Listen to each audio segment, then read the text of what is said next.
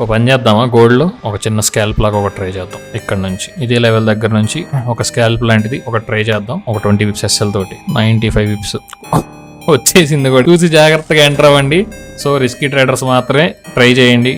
25 whips, happy trade. బో మన power చూపెట్టు. ఇలా నెక్స్ట్ 40.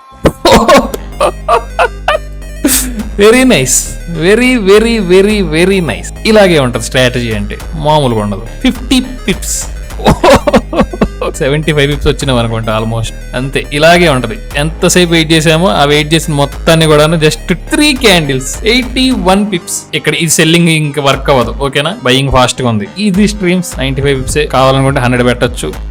ఓకే, ఓపెన్ చేద్దాం. 100 పిప్స్ టీపీ డన్.